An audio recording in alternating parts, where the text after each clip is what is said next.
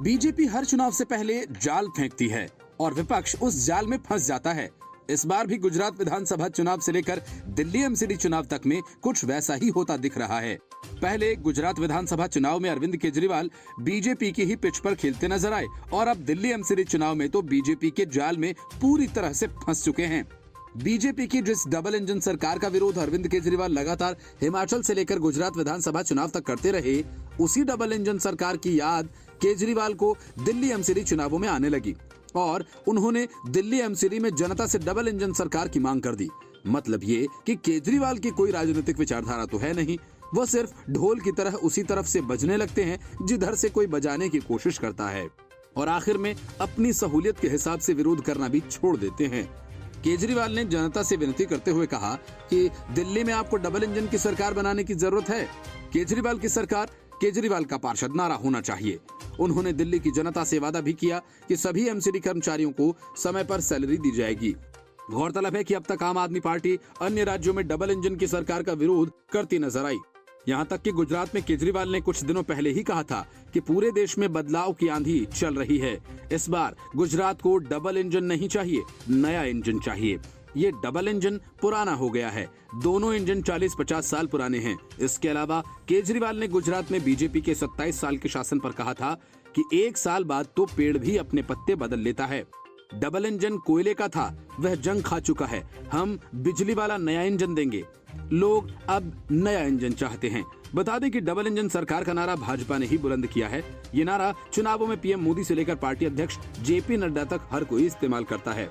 ऐसे में अब आम आदमी पार्टी प्रमुख अरविंद केजरीवाल भी न चाहते हुए भाजपा के ही नारों को गुनगुनाने लगे हैं।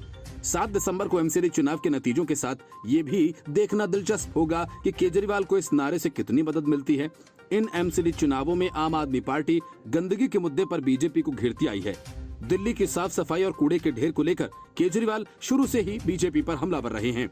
इसलिए आम आदमी पार्टी चाहती है कि वो एमसीडी जीतकर दिल्ली में डबल इंजन सरकार चलाए ताकि राज्य में हर काम सुचारू ढंग से हो सके।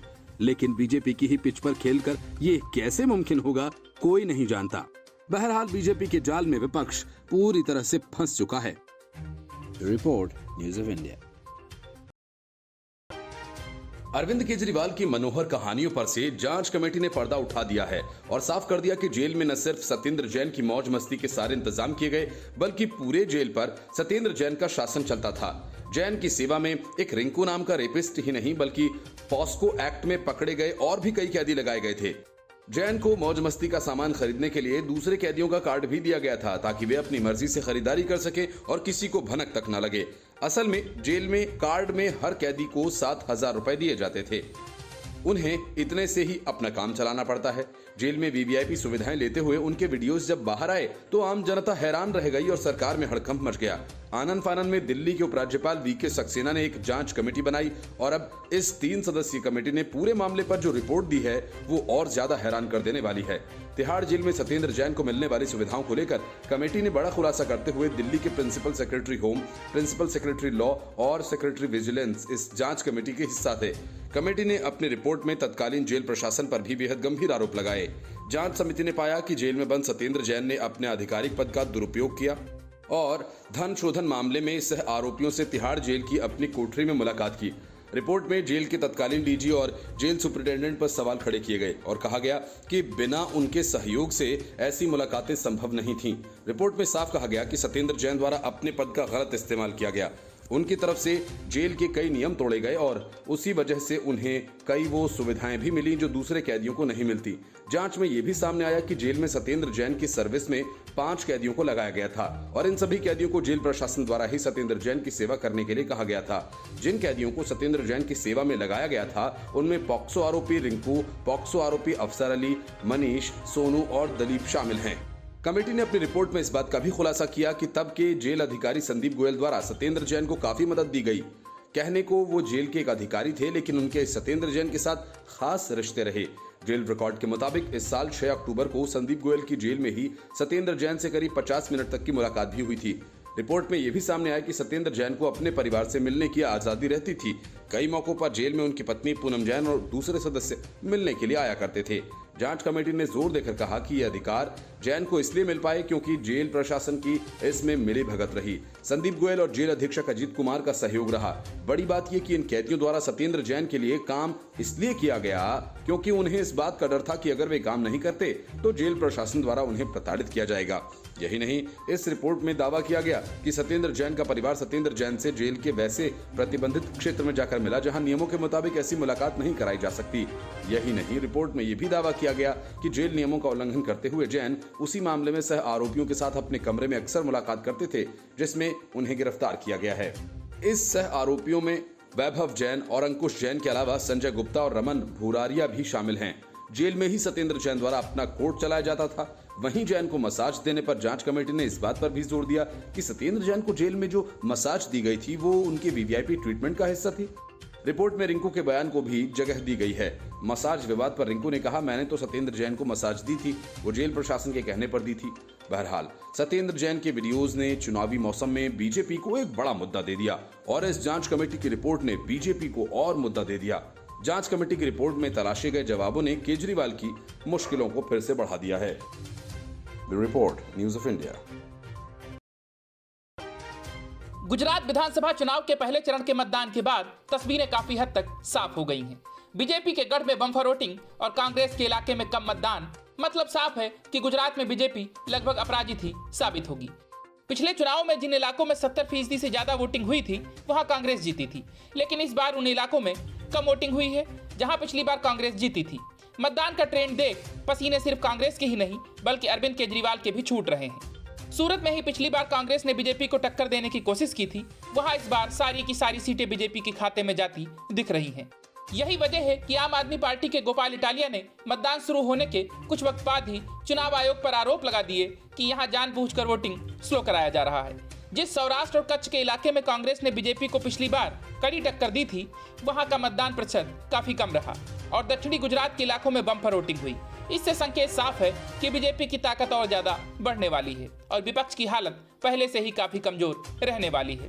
पहले चरण के 89 विधानसभा सीटों पर 62.89% मतदान दर्ज किया गया। निर्वाचन अधिकारियों ने इसकी जानकारी देते हुए बताया कि इस चरण में सौराष्ट्र, कच्छ और दक्षिणी इलाके के 19 जिलों की 89 सीटों के लिए मतदान हुआ। निर्वाचन आयोग के मुताबिक गुजरात में 2 करोड़ मतदाताओं में से इस बार पहले चरण में 62.89% वोटरों ने अपने मत का इस्तेमाल किया। यह आंकड़ा पिछली बार के मुकाबले करीब 5% कम है, क्योंकि साल 2017 के विधानसभा चुनाव के पहले चरण के मतदान प्रतिशत 66.75% दर्ज किया गया था। पहले चरण में 788 उम्मीदवार मैदान में हैं। गुजरात के मुख्य निर्वाचन अधिकारी पी भारती के मुताबिक गुजरात में काफी जागरूकता अभियानों के बावजूद मतदान कम हुआ है और यह चिंता का विषय है।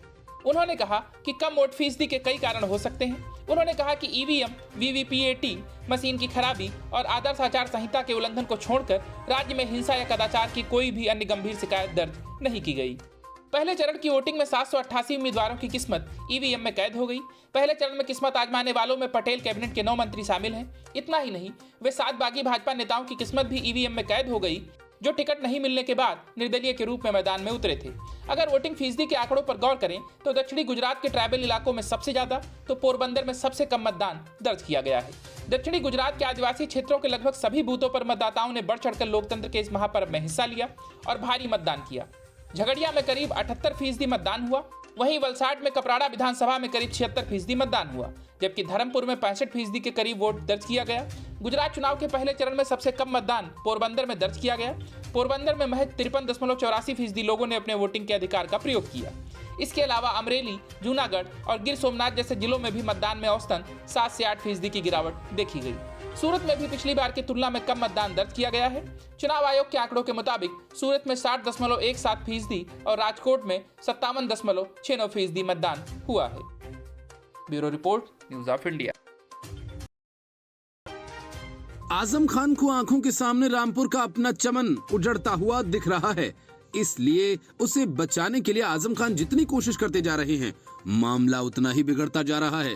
कभी रोकर तो कभी गाकर आजम खान रामपुर की गलियों में घूम रहे हैं, लेकिन उन्हें कोई भाव देने को तैयार नहीं। वजह है उनकी जुबान, जो लाखों कोशिशों के बाद भी उनके काबू से बाहर हो जाती है।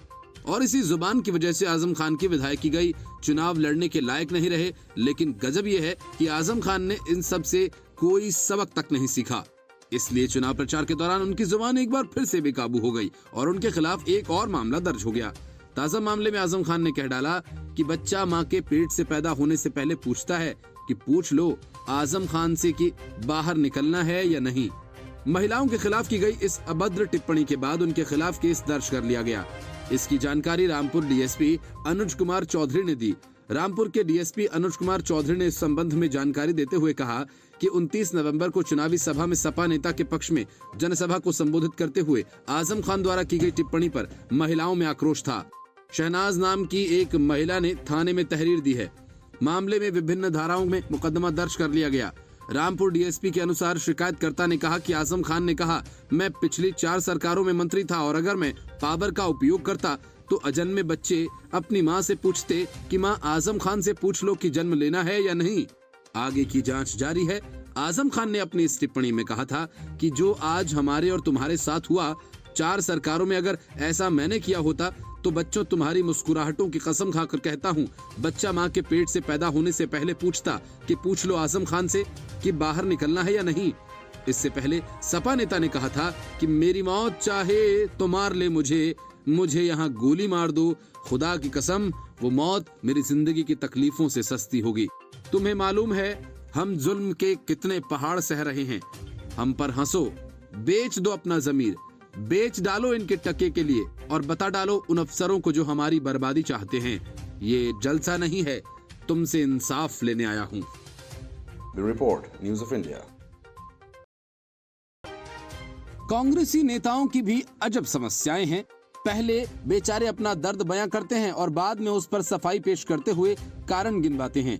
शायद गांधी परिवार की नाराजगी का डर उन्हें दिल की बात भी सही से कहने नहीं देता।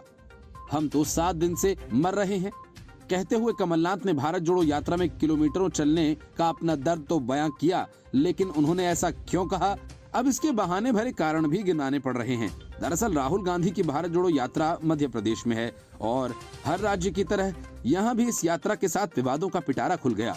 पाकिस्तान जिंदाबाद के नारों से लेकर राहुल के कमलनाथ को कमल बुलाने तक तमाम विवादों ने विपक्ष को हमला करने का खूब मौका दिया।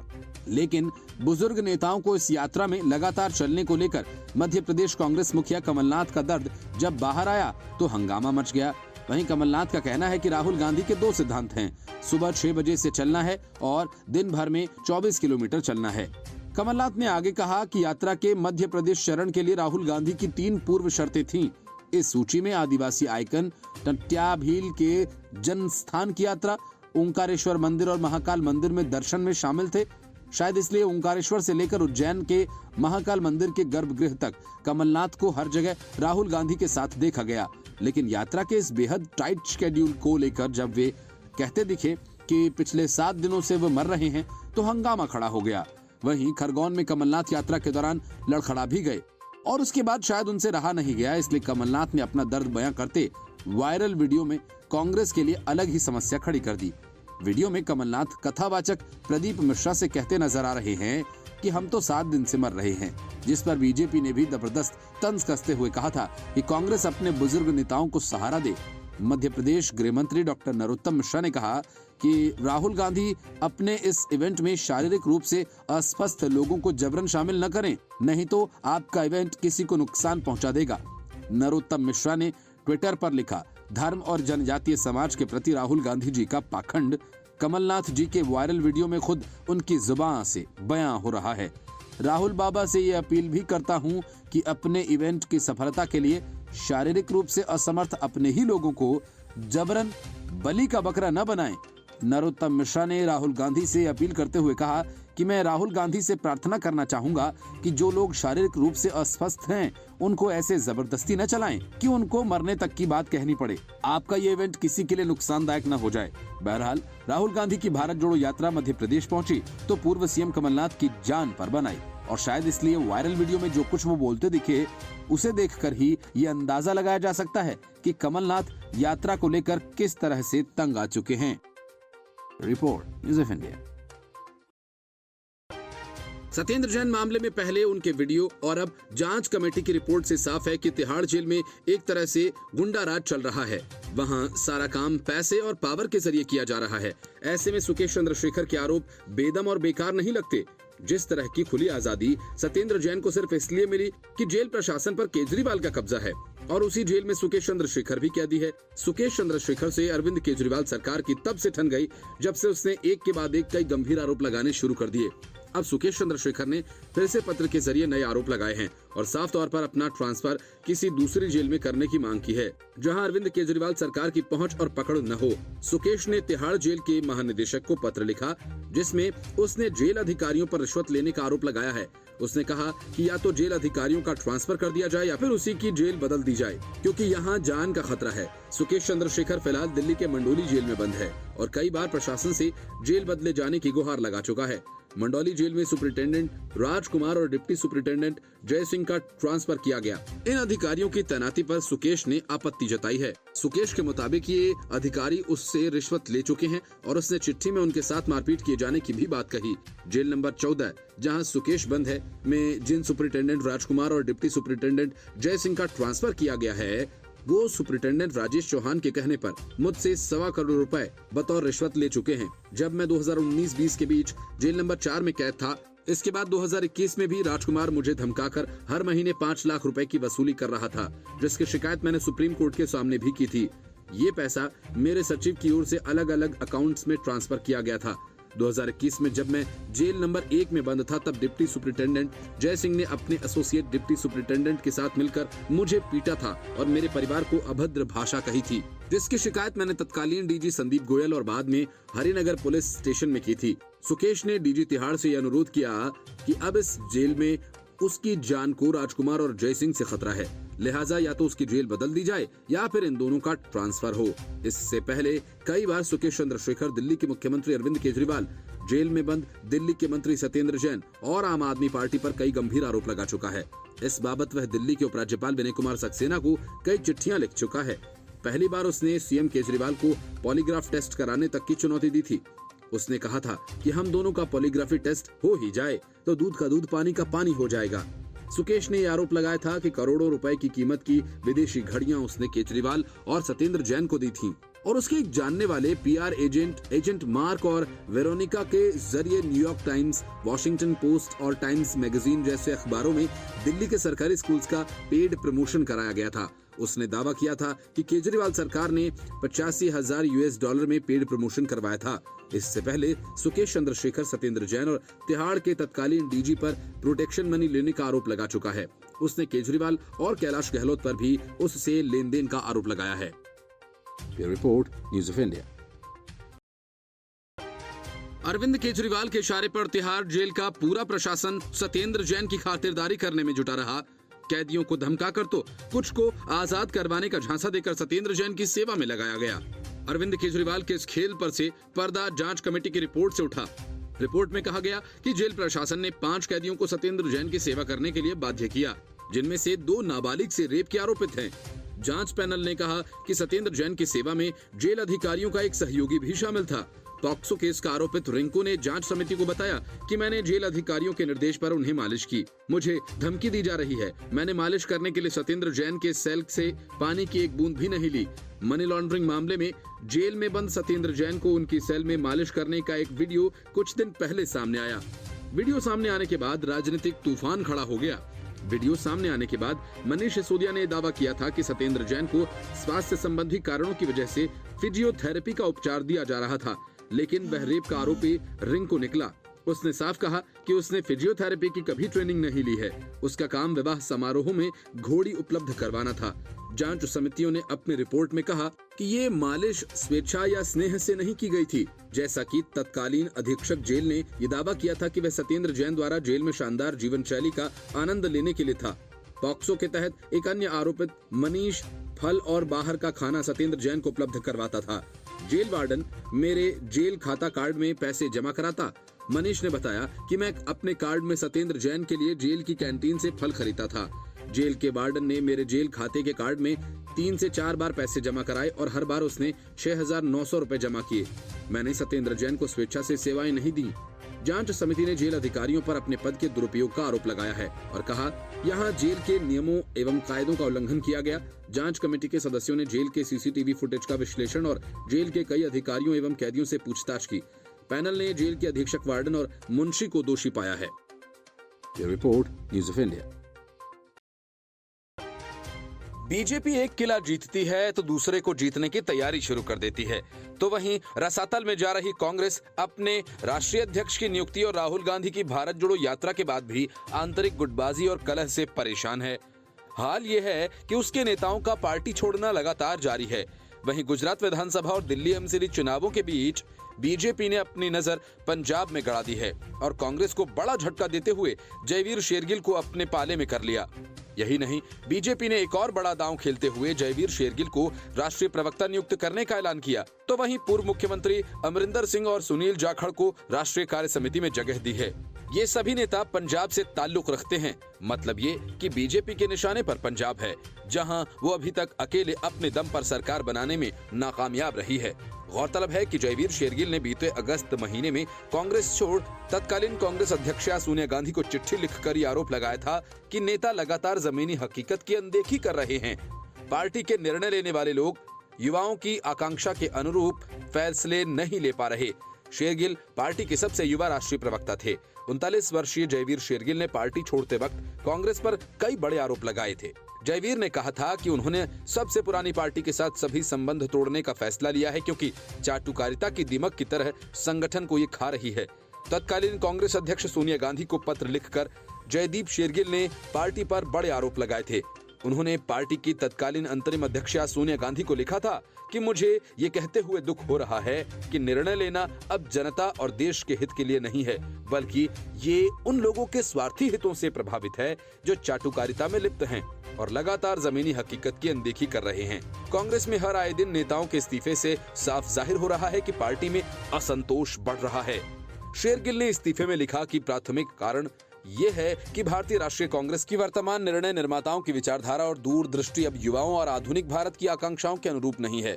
मुझे ये कहते हुए दुख होता है कि निर्णय लेना अब जनता और देश के हित के लिए नहीं है। मैं नैतिक रूप से इसे स्वीकार नहीं कर सकता। वहीं अब जयवीर शेरगिल बीजेपी में शामिल हो गए हैं। जयदीप को ज्वाइन कराने के अलावा भाजपा ने कई संगठनात्मक नियुक्तियां भी की। इसी कड़ी में पार्टी ने अमरिंदर सिंह और सुनील जाखड़ को पंजाब की राष्ट्रीय कार्यकारिणी का सदस्य बनाया और इन दोनों ही नेताओं की पंजाब में सियासत में अहम भूमिका है। इसके अलावा पार्टी ने बीजेपी के उत्तराखंड इकाई के अध्यक्ष रहे मदन कौशिक, पार्टी की छत्तीसगढ़ इकाई के पूर्व अध्यक्ष विष्णुदेव साय, बीजेपी की पंजाब इकाई के पूर्व अध्यक्ष मनोरंजन कालिया को राष्ट्रीय कार्य समिति का विशेष आमंत्रित सदस्य बनाया। पार्टी ने एक बयान जारी कर बताया कि निर्णय तत्काल प्रभाव से लागू हो गया है। बहरहाल शेरगिल के बीजेपी में आने के बाद कांग्रेस को बड़ा झटका लगा है और पंजाब में उसकी हालत और खराब हो सकती है।